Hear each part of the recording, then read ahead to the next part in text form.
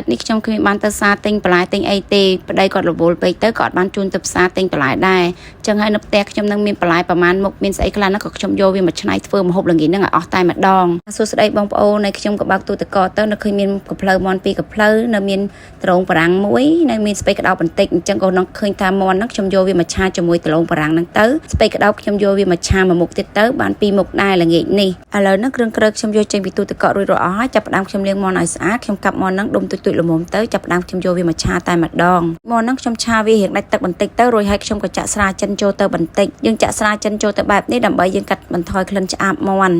ខ្ញុំឆាសាច់មន់ហ្នឹងមួយស្ទុះទៀតទៅរួចហើយខ្ញុំក៏ដាក់គ្រឿងទេសចូលទៅតែម្ដងគ្រឿងទេសខ្ញុំប្រើនោះទឹកស៊ីអ៊ីវម្សៅស៊ុបប្រេងខ្យងស្ករសទឹកស៊ីអ៊ីវខាប់បន្តិចទៅដាក់ទឹកស៊ីអ៊ីវខាប់អញ្ចឹងដើម្បីឲ្យវាមានពណ៌មើលទៅស្អាតខ្ញុំដាក់គ្រឿងក្រើរួចរាល់អស់ហើយចាប់ផ្ដើមខ្ញុំឆាគ្រឿងនឹងឲ្យវាសព្វចូលគ្នាមកស្ទុះទៅហើយហ្នឹងខ្ញុំក៏ចាក់ដលូងនឹងចូលទៅឆាដលូងនឹងសាច់នឹងឲ្យវាសព្វចូលគ្នារួចមកស្ទុះទៅរួចហើយខ្ញុំក៏ចាក់ទឹកសនឹងចូលទៅបន្តិចដើម្បីឲ្យវាមកងាស់ដលូងនឹងសាច់នឹងឲ្យវាឆ្អិនបានល្អចាក់ទឹករួចរាល់អស់ហើយខ្ញុំក៏យកគម្របឆ្នាំងគ្របវាទុកនឹងមកងាស់មកស្ទុះទៅរួចហើយខ្ញុំក៏មកហាន់បន្លែវិញម្ដងហើយស្ពៃក្តោបខ្ញុំនឹងសល់តែមួយជ្រុងទូចល្មមដែរទេអញ្ចឹងខ្ញុំក៏នឹកឃើញតែប្រមូលវាមកឆាអស់តែម្ដងទៅកុំឲ្យទុកតទៅទៀតខ្ញុំមកទៅផ្សាររត់តែអាទិត្យទេទៅតែអាទិត្យនេះទេដែលខ្ញុំអត់បានទៅផ្សារដោយសារតែប្តីខ្ញុំក៏រវល់ពេកទៅក៏អត់បានជូនទៅផ្សារថ្ងៃនេះធ្វើម្ហូបគឺថាសម្អាតទូទឹកកកតែម្ដងមានបន្លែបន្តិចបន្តួចហ្នឹងគឺថាប្រមូលយកមកធ្វើអស់គ្មានឲ្យសល់ទេមិនជាគេថាបើយើងជាស្ត្រីមេទេហ่าបើយើងមិនចេះច្នៃមិនចេះអីទេដឹងតែប្តីឲ្យកូនហ្នឹងគឺអត់អីញ៉ាំហើយសាច់មាន់ខ្ញុំឆ្អិនរួចរាល់ហើយខ្ញុំក៏លើកសាច់មាន់ហ្នឹងចេញទុកម្ដុំទៅរួចហើយខ្ញុំក៏ដាក់ខ្ទះដាក់ខ្ទឹមលីងឲ្យឈ្ងុយទៅចាក់បន្លែហ្នឹងចូលទៅ